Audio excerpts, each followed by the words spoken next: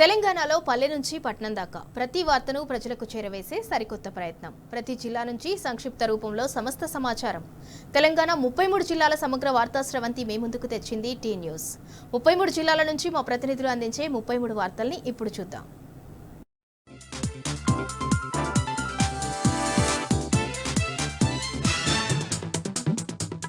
జగిత్యాల జిల్లా నుంచి వీళ్ళ వార్తలు ఒకసారి పరిశీలిస్తే జగిత్యాల జిల్లా వ్యాప్తంగా కూడా రైతులు తీవ్ర ఆగ్రహాన్ని వ్యక్తం చేస్తున్నారు. ఎందుకంటే ఇవాళ సారంగపూర్ మండల కేంద్రంలో ఉన్నటువంటి బట్టాపల్లి పోతరం గ్రామంలో దాదాపు 60 ఎకరాలకు పైగా పంట పొలాలు పూర్తి స్థాయిలో ఎండిపోయినటువంటి పరిస్థితి.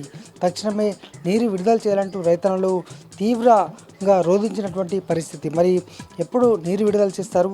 ఆల్రెడీ సగం పంటలు పూర్తి స్థాయిలో ఎండిపోయినటువంటి సిచ్యువేషన్ ఇక్కడ జగిత్యాల జిల్లాలో కొనసాగుతోంది. మరి ఇప్పటికైనా పూర్తి స్థాయిలో నీరు విడుదల చేస్తే మిగతా పంటలు కాపాడుకోగలుగుతామంటూ రైతులైతే చెప్తున్నారు. తీవ్ర స్థాయిలో రోధించారు. మాజీ జడ్పీ చైర్పర్సన్ దా వసంత క్షేత్రస్థాయిలో ఇవాళ పరిశీలించగా రైతన్నలు కన్నీరైతే కనిపించింది. ఇక మరొక వార్త, పసుపు ధర రోజు రోజుకు పతనం అవుతుంది. గతంలో 20,000 రూపాయలు ఉన్నటువంటి పసుపు ఇవాళ కేవలం క్వింటాల్కు 8,000 రూపాయలు మాత్రమే రావడం జరుగుతుంది. దీంతో రైతన్నలు తీవ్ర ఆగ్రహాన్ని వ్యక్తం చేస్తూ నిన్న మెట్పల్లిలో ఉన్నటువంటి అక్కడ ముట్టడించారు. తక్షణమే ఈ సిండికేట్గా ఉన్నటువంటి దళారులకు సమస్య లేకుండా చూడాలి, తమకు న్యాయం చేయాలంటూ కోరుతున్నారు. ఇక మరొక వార్త, ఆశా వర్కరు ఇంటికి వెళ్తున్నటువంటి సందర్భంలో ఓ వ్యక్తి అత్యాచారం చేశాడనేటువంటిది ప్రధానమైనటువంటి ఆమె సంబంధించి వాళ్ళంతా కూడా ఇవాళ ఆశా వర్కర్లు ధర్నా నిర్వహించారు. జగిత్యాల జిల్లా కేంద్రంలో పట్టణ పిఎస్కు రూరల్ పిఎస్కి ఇవాళ రావడం జరిగింది. వాళ్ళంతా కూడా తక్షణమే న్యాయం చేయాలి, తమకు భద్రత కల్పించాలి, ప్రభుత్వం తక్షణమే న్యాయం చేయాలంటూ వాళ్ళంతా కూడా కోరడం జరిగింది. మరి అసలు ఏం జరిగింది? ఆశా వర్కర్ పైన అత్యాచారం ఘటనకు సంబంధించి మరి ఇప్పటివరకు నిందితుడిని ఎందుకు అరెస్టు చేయలేకపోయారు అనుకుంటూ వాళ్ళంతా డిమాండ్ చేయడం జరిగింది. మరి చూడాలి అసలు ఏం జరిగిందో.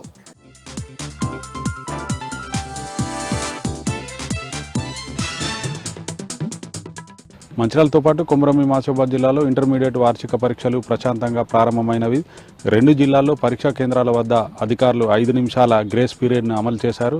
మంచిర్యాల జిల్లాలో మొత్తం 12,540 మంది విద్యార్థుల కోసం 23 పరీక్షా కేంద్రాల అధికారులు ఏర్పాటు చేశారు. కొమరంభీం ఆసిఫాబాద్ జిల్లాలో 10,050 మంది విద్యార్థుల కోసం మొత్తం 19 పరీక్షా కేంద్రాలు అధికారులు ఏర్పాటు చేశారు. పరీక్షా కేంద్రాల వద్ద ఎలాంటి అవాంఛనీయ సంఘటనలు జరగకుండా పోలీసులు 144 సెక్షన్ విధించి పోలీసు బందోబస్తు ఏర్పాటు చేశారు. కొమరంభీం ఆసిఫాబాద్ జిల్లా కేంద్రంలోని కలెక్టరేట్ కార్యాలయం ముందు వాంకిడి మండలం ఎనోలి గ్రామస్తులు ఖాళీ బిందెలతో ఆందోళన చేపట్టారు. తమ గ్రామంలో తాగునీరు సమస్య తీవ్రంగా ఉన్నా అధికారులు పట్టించుకోవడం లేదని, తమ గ్రామంలోని తాగునీటి సమస్యను అధికారులు వెంటనే పరిష్కరించాలంటూ ఖాళీ బిందెలతో కలెక్టరేట్ కార్యాలయం ముందు బైఠాయించి నిరసన చేపట్టారు. కొమరంభీం ఆసిఫాబాద్ జిల్లా వాంకిడి మండలం బంబారా గ్రామంలో నిన్న రాత్రి అగ్ని ప్రమాదం చోటు చేసుకుంది. విద్యుత్ షాక్ సర్క్యూట్తో మంటలు చెలరేగి దేవాజీ అనే వ్యక్తి ఇల్లు పూర్తిగా దగ్ధమైంది. ఈ ఘటనలో 20 లక్షల ఆస్తి నష్టం జరిగినట్లుగా తెలుస్తున్నది. ప్రమాద సమయంలో ఎవరూ లేకపోవడంతో ప్రాణాపాయం తప్పింది. ఫైర్ సిబ్బంది మంటలు నార్పివేశారు. మంచిర్యాల జిల్లా కేంద్రంలో గత నెల 28న రైలు కింద పడి ఆత్మహత్యకు పాల్పడ్డ మందమరి పట్టణంలోని రామన్ కాలనీకి చెందిన వినయ్ ఆత్మహత్యకు కారకులను శిక్షించాలని, వారి కుటుంబానికి న్యాయం చేయాలంటూ కుటుంబ సభ్యులు నిందితుడిగా ఆరోపిస్తున్న వడ్నాల్ శ్రీనివాస్ ఇంటి ముందు వినయ్ కుటుంబ సభ్యులు ఆందోళన చేపట్టారు.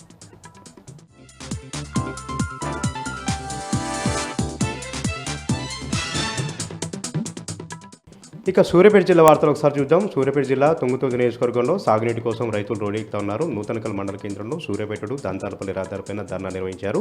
సాగునీరు లేక ఎక్కడికక్కడ పంటలు ఎండిపోతా ఉన్నాయి. ఎస్ఆర్ఎస్ పాయకట్టు కింద చివరాయకట్టు భూములను కూడా ప్రమాదకరంగా మారాయని కూడా వాళ్ళు ఆవేదన వ్యక్తం చేయడం జరిగింది. కేవలం 300 క్యూసెక్ల నీటిని మాత్రమే ఎదురు చేస్తూ ఉన్నారు. దీంతో మొదటి ఉన్నటువంటి భూములకు మాత్రమే నీరంతా ఉంది. చివరాయకట్టు భూములకు నీరందక తమ పంట పొలాలను కూడా ఎండిపోతున్నాయంటూ రైతులు అక్కడ ఆవేదన వ్యక్తం చేశారు. ఇప్పటికైనా సరే కాంగ్రెస్ పార్టీ మంత్రులు కల్పించుకొని పూర్తి స్థాయిలో 2,000 క్యూసెక్ల నీటిని ఎస్ఆర్ఎస్పీ కాలువలో విడుదల చేస్తే చివరాయకట్టు భూములకు నీరంతుంది. చివరాయకట్టులో పొట్టదేసినటువంటి పంట పొలాలను కూడా కాపాడినట్లు అవుతుందని కూడా వాళ్ళు ఈ సందర్భంగా ప్రభుత్వానికి విజ్ఞప్తి చేశారు. ఇక నల్గొండ జిల్లా వార్తలు ఒకసారి చూద్దాం. నల్గొండ జిల్లా చండూరులో వికలాంగులు రోడ్డెక్కారు. ఎన్నికల హామీలో చెప్పిన విధంగా కాంగ్రెస్ పార్టీ తమకు 6,000 రూపాయల పెన్షన్ అందజేయాలి, రాజకీయంగా రిజర్వేషన్ కల్పించాలంటూ మెడలో చెప్పుల దండలు వేసుకొని వికలాంగులు వినూత్న నిరసన కార్యక్రమం దిగారు.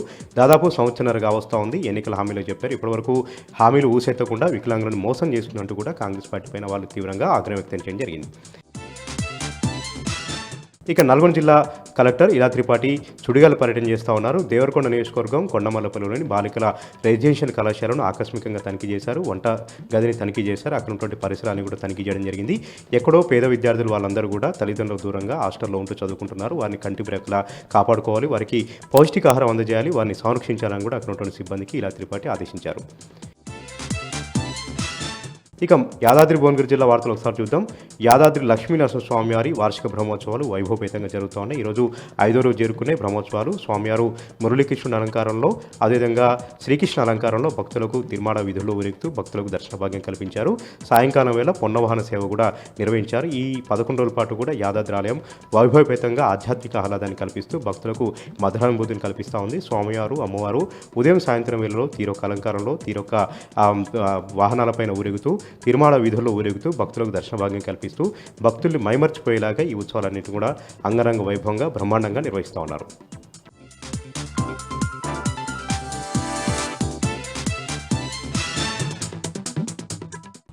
ఆదిలాబాద్ జిల్లా వార్తల విషయానికి వస్తే ఆదిలాబాద్ జిల్లాతో పాటు నిర్మల్ జిల్లాలో ఈరోజు ఇంటర్మీడియట్ బోర్డు పరీక్షలు ప్రశాంతంగా ప్రారంభమయ్యాయి.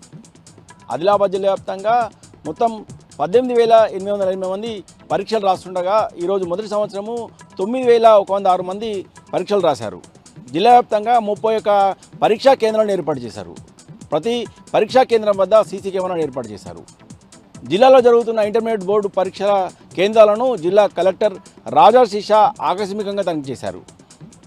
జిల్లా కేంద్రంలోని విద్యార్థి కాలేజీలో అలాగే ప్రభుత్వ బాలుర జూనియర్ కళాశాలలో పరీక్షా సెంటర్లను ఆకస్మికంగా తనిఖీ చేశారు. ఈ సందర్భంగా పరీక్ష జరుగుతున్న విధానాన్ని జిల్లా కలెక్టర్ పరిశీలించారు.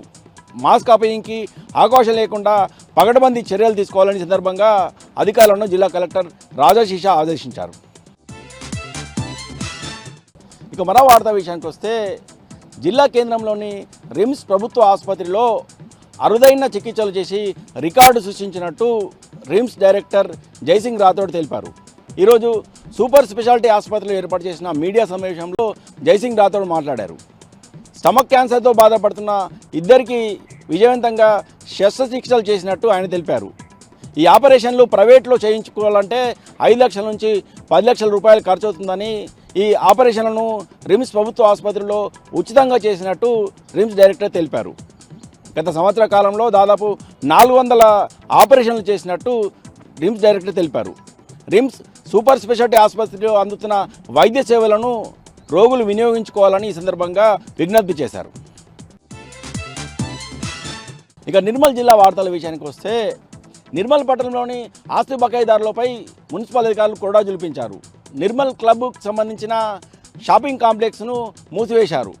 ఈ షాపింగ్ కాంప్లెక్స్ సంబంధించి 2019 నుంచి ఇప్పటివరకు కూడా 12 లక్షల రూపాయలు మున్సిపాలిటీకి ఆస్తి బకాయి చెల్లించాల్సి ఉంది. ఎన్నోసార్లు ఈ క్లబ్కు సంబంధించిన చైర్మన్కు నోటీసులు జారీ చేసిన చైర్మన్ ఏమాత్రం పట్టించుకోకపోవడంతో ఈరోజు నిర్మల్ క్లబ్కు సంబంధించిన కాంప్లెక్స్ను మూయించేసినట్టు మున్సిపల్ అధికారులు తెలిపారు.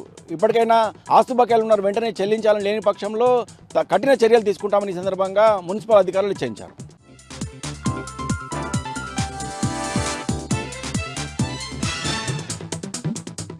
వరంగల్ జిల్లా ప్రధాన వార్తలను పరిశీలించినట్లయితే రాయపర్తి మండల కేంద్రంలో చోరీకి గురైనటువంటి ఎస్బీఐ బ్యాంకుకు సంబంధించిన బంగారం ఖాతాదారులు ఆందోళన నిర్వహించారు.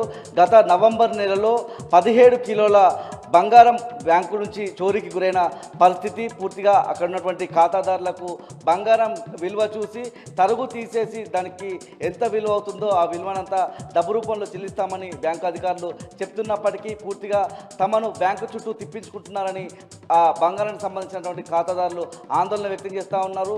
తమకు సంబంధించినటువంటి బంగారం పోయిన పక్షంలో ఆ బంగారానికి సంబంధించినటువంటి విలువను మార్కెట్ విలువ ఆధారంగా వెంటనే తక్షణమే చెల్లించాలని ఆ ఖాతాదారులంతా కూడా డిమాండ్ చేశారు.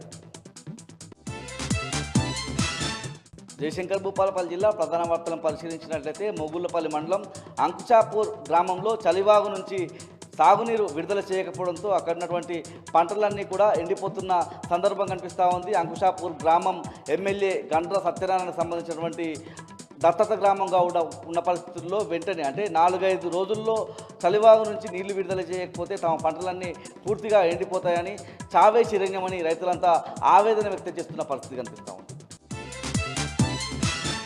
మహబూబాబాద్ జిల్లా ప్రధాన వార్తలను పరిశీలించినట్లయితే కొత్తగూడ మండలం పొగళ్లపల్లి కొత్తపల్లి మార్గం మధ్యలో కొత్తగా బ్రిడ్జి నిర్మిస్తూ ఉన్నారు. ఈ బ్రిడ్జి పనులు గత సంవత్సర కాలంగా నత్తనడకన కొనసాగుతున్న సందర్భం కనిపిస్తూ ఉంది. ఈ క్రమంలోనే పక్కనే మట్టి రోడ్డును ఏర్పాటు చేసి రాకపోకలు కొనసాగిస్తున్న పరిస్థితి. ఈ క్రమంలోనే ఆ మట్టి రోడ్లో అనేక వాహనాలు కూడా దిగబడుతున్న సందర్భం కనిపిస్తూ ఉంది. ఇవాళ కూడా ఓ ఆర్టీసీ బస్సు అందులో దిగబడడంతో ప్రయాణికులు తీవ్రమైన ఇబ్బందులు ఎదుర్కొంటున్న పరిస్థితి కనిపిస్తూ ఉంది. ప్రతిరోజు ఏదో వాహనం ఆ మట్టిలో కూరుకుపోతుందని చెప్పి అక్కడ ఉన్నటువంటి వాళ్ళంతా కూడా ఇబ్బందులు పడతా ఉన్నామని చెప్తున్న పరిస్థితి కనిపిస్తూ ఉంది.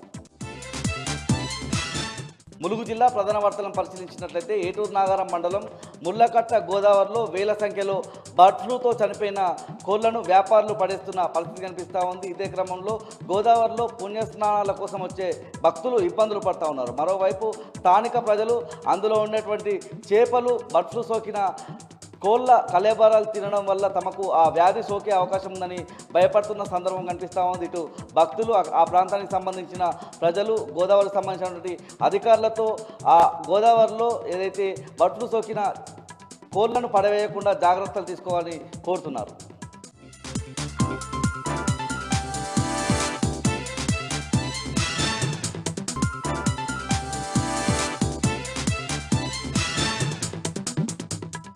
ఇవాటి ఉమ్మడి ఖమ్మం జిల్లా వార్తలు ఒకసారి గమనిస్తే ఖమ్మం మున్సిపల్ కార్పొరేషన్ కార్యాలయంలో ఒక అవుట్సోర్సింగ్ ఉద్యోగి ఆత్మహత్య యత్నం చేసుకోవడం సంచలనంగా మారింది. తనను వేధింపులకు గురి చేస్తున్నారు, ఆ కారణంగా సస్పెండ్ చేసి ట్రాన్స్ఫర్ చేసేటువంటి ప్రయత్నిస్తున్నారంటూ ఒక మహిళ ఉద్యోగిని మాధవి అనేటువంటి మహిళా ఉద్యోగి ఆత్మహత్య యత్నం చేసింది. ఇంటి దగ్గర పురుగుల మందు దాగి వచ్చారని కొంతమంది చెప్తున్నారు. ఆమె లేదు, కార్పొరేషన్ కార్యాలయంలోనే కమిషనర్ ఛాంబర్ ముందు పురుగుల మందు ఆగిందని మరికొంతమంది చెప్తున్నారు. ఉటాహుటిన మాధవిని ప్రభుత్వ ఆసుపత్రికి తరలించారు. అయితే మాధవి ఆరోపణలు కనుక ఒకసారి పరిశీలిస్తే గతంలో ఇక్కడ పనిచేసి వెళ్ళిపోయినటువంటి సుధాకర్ అనేటువంటి ఆర్ఐ వేధింపులకు గురి చేస్తున్నాడు, తనను ఉద్యోగం నుంచి తొలగించేటువంటి కుట్ర చేస్తున్నాడని చెప్పి ఆరోపిస్తూ ఉంది. ఈ విషయాన్ని ఉన్నతాధికారుల దృష్టికి తీసుకెళ్లేందుకు ప్రయత్నించక మున్సిపల్ సిబ్బంది ఎవరు కూడా తనను కమిషనర్ని కలవకుండా అడ్డుకుంటున్నారంటూ మనస్తాపం చెంది పురుగుల మందు తాగి ఆత్మహత్య చేసినట్టుగా చెప్తా ఉంది. గతంలో ఇదే సుధాకర్ పైన ఆమె కంప్లైంట్ చేయడం, ఆ తర్వాత పోలీస్ స్టేషన్ ఆశ్రయించి తనను లైంగికంగా వేధిస్తున్నాడంటూ కూడా ఫిర్యాదు చేసినటువంటి నేపథ్యం కూడా ఉన్నది. ఈ నేపథ్యంలోనే ఇవాళ ఈమె పురుగుల మందు తాగి ఆత్మహత్య యత్నం చేసుకోవడం సంచలనంగా మారింది. హుటాహుటిన ఆమెను ప్రభుత్వ ఆసుపత్రి తరలించాలి. ప్రస్తుతం ఖమ్మం ప్రభుత్వ ఆసుపత్రిలో మాధవి చికిత్స పొందుతూ ఉంది. కొంజర్ల మండలం తనిఖీల గ్రామ సమీపంలో ఒక రోడ్డు ప్రమాదం జరిగి ఆర్టీసీ బస్సు పల్టీ కొట్టింది. హైదరాబాద్ నుంచి సత్తుపల్లి వైపుగా వెళ్తున్నటువంటి ఆర్టీసీకి చెందినటువంటి ఇందిరా బస్సు పల్టీ కొట్టడంతో దాదాపు 3 తీవ్ర గాయాలైనాయి, మరికొంతమందికి స్వల్ప గాయాలైనాయి. వేగంగా వస్తున్నటువంటి బండిని తప్పించబోయి ఈ ఇందిరా బస్సు పల్టీ కొట్టినట్టుగా లోపల ఉన్నటువంటి ప్రయాణికులు చెప్తున్నారు. ప్రమాద సమయంలో ఎవరికి ఎలాంటి పెద్ద గాయాలు కాకపోవడంతో అంతా ఊపిరి పీల్చుకున్నారు. 3కి మాత్రం తీవ్ర గాయాలుగా వారిని ఖమ్మం ప్రభుత్వ ఆసుపత్రి తరలించారు. మిగతా వారందరినీ కూడా స్వల్ప గాయాలతో బయటపడ్డారు. మధిర మండలంలో ఉన్నటువంటి జాలిముడి ప్రాజెక్టును పరిశీలించారు జిల్లా పరిషత్ మాజీ చైర్మన్, మధిర నియోజకవర్గ బీఆర్ఎస్ ఇన్ఛార్జి లింగాల కమలరాజు. కొట్టుకుపోయినటువంటి జాలిముడికి సంబంధించిన కాలువలు, కుంగిపోయిన పిల్లర్లను చూసి ఆయన చెల్లించిపోయారు. నీళ్లందక రైతులు ఆవేదన చెందుతున్నప్పటికీ కూడా డిప్యూటీ సీఎం బట్టి విక్రమార్క ఇలాకాలో జరిగినటువంటి ఈ జాలిముడి ప్రాజెక్టును రిపేర్ చేయకపోవడాన్ని బీఆర్ఎస్ పార్టీ తప్పుపట్టింది. కోట్ల రూపాయలు ఖర్చు పెట్టి రైతులకు నీళ్లు ఇవ్వకపోవడాన్ని బీఆర్ఎస్ పార్టీ తప్పుపట్టింది. తక్షణం రిపేర్లను చేసి జాలిముడి ప్రాజెక్టు ద్వారా మధిర మండల రైతులకు నీళ్లు అందించాలని లింగాల కమలరాజు డిమాండ్ చేశారు. గొప్ప ప్రాజెక్టు నిర్మించామని పదే చెప్పుకున్నటువంటి డిప్యూటీ సీఎం బట్టి విక్రమార్క తన ఇలాకాలో ఉన్నటువంటి జాలిముడి ప్రాజెక్టును ఎందుకు పట్టించుకోలేదని నిలదీశారు. తక్షణం రిపేర్లు చేపట్టి ప్రభుత్వానికి నివేదిక సమర్పించాలని అధికారులను ఆయన కోరారు. భద్రాద్రి కొత్తగూడెం జిల్లా భద్రాచలం గవర్నమెంట్ ఆసుపత్రి సూపరింటెండెంట్ కార్యాలయంలో పెట్రోల్ కవర్లతో దాడి చేసి నిప్పంటించిన ఘటన సంచలనంగా మారింది. అర్ధరాత్రి సమయంలో ఎవరూ లేనటువంటి అవకాశంగా తీసుకొని 2 అగంతకులు సూపరింటెండెంట్ కార్యాలయం దగ్గరికి చేరుకొని కిటికీలోంచి 2 పెట్రోల్ నింపినటువంటి కవర్లను లోపలికి విసిరి నిప్పంటించడంతో అగ్ని ప్రమాదం సంభవించింది. కాస్త ఫర్నిచర్తో పాటు డోరు, ఇతర సామాగ్రి కాలిపోయినట్టుగా గుర్తించారు. ఉదయాన్నే ఊడ్చేందుకు వచ్చినటువంటి సిబ్బంది గుర్తించి దాన్ని సూపరింటెండెంట్ దృష్టికి తీసుకుపోగా ఆయన వచ్చి సంఘటన స్థలాన్ని పరిశీలించి తర్వాత పోలీసులకు ఫిర్యాదు చేశాడు. ప్రస్తుతం కేసు నమోదు చేస్తున్నటువంటి భద్రాచలం పోలీసులు ఎవరు ఈ దాడికి పాల్పడారనేటువంటి విషయం మీద దర్యాప్తు కొనసాగిస్తున్నారు. సీసీ ఫుటేజ్ ఆధారంగా దర్యాప్తు కొనసాగుతుంది. ఇద్దరు ఆగంతకులు రావడం, సూపరింటెండెంట్ కార్యాలయంలో పెట్రోల్ కవర్లు విసిరి తగలబెట్టడం అనేది స్పష్టంగా సీసీ కెమెరాలో రికార్డ్ అయింది. రైతులకు మద్దతు ధర ప్రకటించాలి, మిర్చి రైతులను ఆదుకోవాలని డిమాండ్ చేస్తూ భద్రాచలం సబ్ కలెక్టర్ కార్యాలయం ఎదుట బీఆర్ఎస్ పార్టీ ఆధ్వర్యంలో రైతు సంఘ నాయకులు ఆందోళన చేపట్టారు. మిర్చి ధర పతనం అవుతుందని తక్షణం ప్రభుత్వం స్పందించి ఆదుకోవాలని బీఆర్ఎస్ పార్టీ డిమాండ్ చేసింది. మిర్చి క్వింటాల్కు 30,000 రూపాయలు చెల్లించి రైతులను ఆదుకోవాలని బీఆర్ఎస్ పార్టీ డిమాండ్ చేసింది. సబ్ కలెక్టర్ కార్యాలయం లోపలికి వెళ్లి వినతి పత్రాన్ని సమర్పించారు. మిర్చి రైతుల ధర పతనం పట్ల ప్రభుత్వం తక్షణ చర్యలు చేపట్టాలని వినతి పత్రంలో ప్రభుత్వాన్ని విజ్ఞప్తి చేశారు.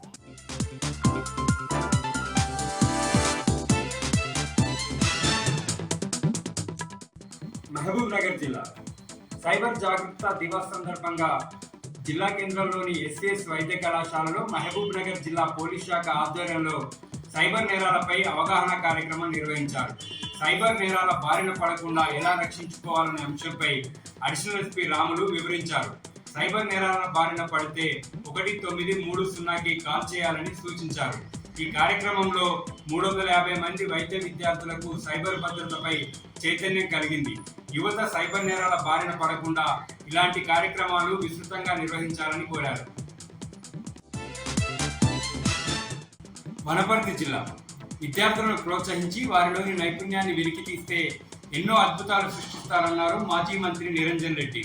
జిల్లా కేంద్రంలోని సివి రామన్ టాలెంట్ స్కూల్లో నిర్వహించిన వైద్య విజ్ఞాన ప్రదర్శనను ఆయన ప్రారంభించారు.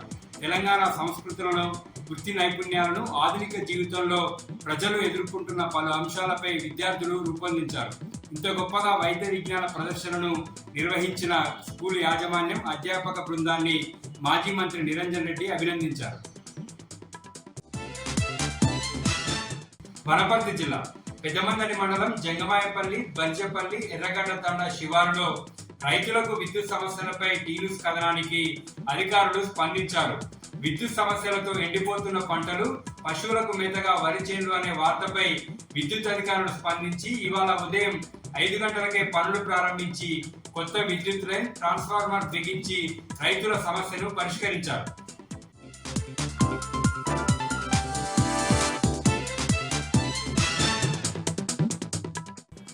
ఉమ్మడి మెదక్ జిల్లాలో ఈరోజు ప్రధాన వార్తలు ఈ విధంగా ఉన్నాయి. సిద్దిపేట జిల్లా వార్తలు వచ్చేసరికి మాజీ మంత్రి హరీష్ రావు రాసిన లేఖకు రాష్ట్ర ప్రభుత్వం స్పందించింది. ఇటు రంగనాయక్ సాగర్కు నీటి విడుదలను ప్రారంభించింది. అనంతసాగర్ నుంచి 1 TMC నీటిని విడుదల చేస్తూ ప్రభుత్వం ఇచ్చిన ఉత్తర్వుల ఆదేశంగా ఇరిగేషన్ శాఖ అధికారులు రంగనాయక్ సాగర్లోకి నీటిని విడుదల చేశారు. గోదావరి జలాలు ఒక పంపు ద్వారా పరవళ్లు తొక్కుతూ రంగనాయక్ సాగర్లోకి వచ్చి చేరుతూ ఉన్నాయి. ఈ సందర్భంగా హరీష్ రావు ఈరోజు రంగనాయక్ సాగర్ ప్రాజెక్టుని సందర్శించారు. ఈ సందర్భంగా ఆయన ఒకవైపు ప్రభుత్వానికి ధన్యవాదాలు తెలియజేస్తూనే ముఖ్యమంత్రి రేవంత్ రెడ్డి చిల్లర రాజకీయాలు మానుకొని తెలంగాణకు వరప్రదాయంలా ఉన్నటువంటి కాళేశ్వరం ప్రాజెక్టుపై కక్షపూరితమైనటువంటి చర్యలు చేయకుండా అక్కడ కుంగినటువంటి ఒక పిల్లను తక్షణమే బాగు చేసి తెలంగాణ రైతులకు భవిష్యత్తులోనైనా నీళ్లు వచ్చే విధంగా చర్యలు తీసుకోవాలని, లేని పక్షంలో తెలంగాణ ప్రజలు తగిన విధంగా బుద్ధి చెప్పే పరిస్థితి ఏర్పడుతుందని, చరిత్రహీనులుగా మిగిలిపోవాల్సి వస్తుందని చెప్పి ఆయన ఈ సందర్భంగా హెచ్చరిక జారీ చేశారు. ఇక సిద్దిపేటలో ఆయన ఈరోజు మీడియా సమావేశం ఏర్పాటు చేసి చంద్రబాబు నాయుడు వైఖరిపై తీవ్రస్థాయిలో ధ్వజమెత్తారు. చంద్రబాబు నాయుడు ఏనాడు కూడా తెలంగాణ ప్రజల, తెలంగాణ రాష్ట్ర ప్రయోజనాల కోసం పనిచేయలేదని, తెలంగాణ ప్రభుత్వం చేపట్టినటువంటి అనేక ప్రాజెక్టులకు వ్యతిరేకంగా కేంద్రానికి లేఖలు రాసి అడ్డుకోవడానికి ప్రయత్నం చేశారని ఆయన ఆధారాలతో సహా బయటపెట్టాడు. చంద్రబాబు నాయుడు ఎప్పుడు కూడా 2 కళ్ళ సిద్ధాంతం పేరిట ఒక కన్ను సిద్ధాంతమే అమలు చేస్తారని, ఆయన మనసంతా ఆంధ్రప్రదేశ్ పైనే ఉందని చెప్పి ఆయన ముఖ్యమంత్రిగా ఉన్న కాలంలో కూడా తెలంగాణ ప్రాంతానికి చేసిందేమీ లేదని, ఆంధ్ర ప్రాంతానికి నీళ్లను తరలించుకు వెళ్లడం కోసం అనేక కుయుక్తులు పన్నుతున్నారని చెప్పి హరీష్ రావు ఆరోపించారు. ఇక ఈరోజు కొండపాక మండలం దమ్మక్కపల్లిలో బీఆర్ఎస్ పార్టీకి సంబంధించిన నాయకులు పర్యటించారు. అక్కడ ఎండిపోయినటువంటి పంట పొలాల్ని మాజీ ఎఫ్డీసీ చైర్మన్ వంటేరు ప్రతాప్ రెడ్డి నేతృత్వంలోని బీఆర్ఎస్ పార్టీ శ్రేణులు పరిశీలించి తక్షణమే తపాస్పల్లి రిజర్వాయర్ నుంచి నీటిని విడుదల చేయాలని, లేని పక్షంలో భారీ ఎత్తున రైతులతో ఉద్యమం చేపడతామని హెచ్చరించారు. ఇక ఇక సంగారెడ్డి జిల్లా వార్తలు వచ్చేసరికి సంగారెడ్డి జిల్లా గుమ్మడిదలలో యథావిధిగా దీక్షలు కొనసాగుతూ ఉన్నాయి. డంప్ యార్డుకు వ్యతిరేకంగా పెద్ద ఎత్తున ఆందోళన కొనసాగుతున్నది. 29వ రోజు ఈ రోజు దీక్షలు కొనసాగాయి. ప్యారానగరు నల్లవెల్లి ప్రాంతంలో డంప్ యార్డు ఏర్పాటును రాష్ట్ర ప్రభుత్వం తక్షణమే రద్దు చేయాలని చెప్పి వాళ్ళు ఈ సందర్భంగా డిమాండ్ చేశారు. ఇక జహీరాబాద్ నియోజకవర్గంలోని న్యాల్కల్ మండలం గంగ్వార్ చెరువులో ప్రమాదవశాత్తు 2 యువకులు మృతి చెందారు. ఆ యువకులకు సంబంధించిన ఒక శవాన్ని బయటకు తీశారు. మరో యువకుడి మృతి చెందినటువంటి యువకుడికి సంబంధించిన శవాన్ని బయటకు తీయడం కోసం ప్రయత్నాలు కొనసాగుతూ ఉన్నాయి.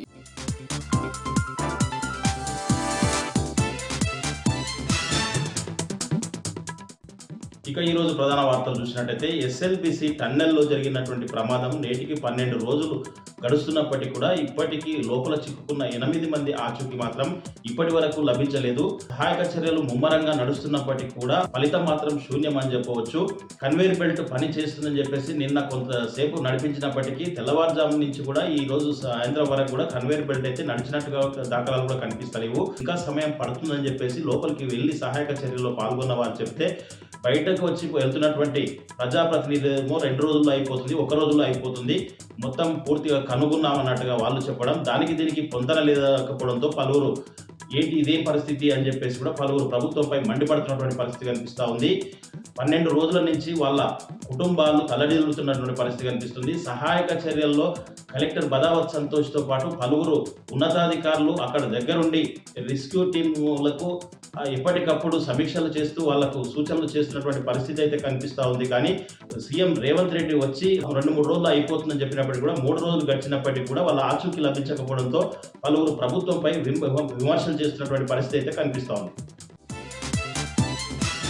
మరొక వార్త చూసినట్టయితే రంగారెడ్డి జిల్లా కల్వకుర్తి నియోజకవర్గంలోని కర్తాల్ మండల కేంద్రంలోని బీఆర్ఎస్ పార్టీ ఆధ్వర్యంలో పాడి పశువులు పాడి రైతులతో కలిసి ప్రజాభవన్ ముట్టడికి పాదయాత్రగా ఈరోజు బయలుదేరినటువంటి క్రమంలో పోలీసులు ఒక్కసారిగా వచ్చి అడ్డగించి వాళ్ళను అక్రమ అరెస్టు చేసి పోలీస్ స్టేషన్ తరలించినటువంటి పరిస్థితి కర్తాల్ మండల కేంద్రంలో కనిపించింది. 3 నెలలుగా 6 బిల్లులు, వేలాది మంది రైతులు, కోట్లాది రూపాయలు ప్రభుత్వం బకాయిలు ఉన్నాయని చెప్పేసి పాడి రైతులు స్వయంగా కష్టపడి పాలు పోస్తే వాళ్ళకు బిల్లులు ఇవ్వకపోతే వాళ్ళ బతుకు తెరువు ఎట్లా అని చెప్పేసి ప్రభుత్వం వెంటనే పెండింగ్ బిల్లులను విడుదల చేయాలని, లేని పక్షంలో సీఎం రేవంత్ రెడ్డి ఇంటినైనా ముట్టడించడానికి బీఆర్ఎస్ పార్టీ వెనకాడదని చెప్పేసి కర్తాల్ మండలానికి చెందినటువంటి నాయకులు ప్రభుత్వాన్ని హెచ్చరించినటువంటి పరిస్థితి కనిపించింది.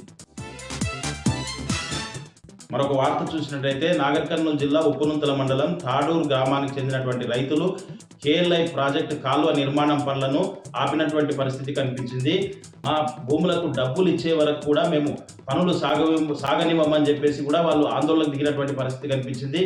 ఏదేమైనప్పటికీ తాడూరు గ్రామానికి సంబంధించినటువంటి రైతులు ఈరోజు కేఎల్ఐ కాలువ నిర్మాణం పనులను అడ్డగించారు. ప్రభుత్వం వెంటనే స్పందించి భూములు కోల్పోయినటువంటి రైతులకు వెంటనే డబ్బులు చెల్లించాలని, లేని పక్షంలో పెద్ద ఎత్తున ఆందోళనకు దిగుతామని చెప్పేసి కూడా వాళ్ళు ప్రభుత్వాన్ని హెచ్చరించినటువంటి పరిస్థితి కనిపించింది.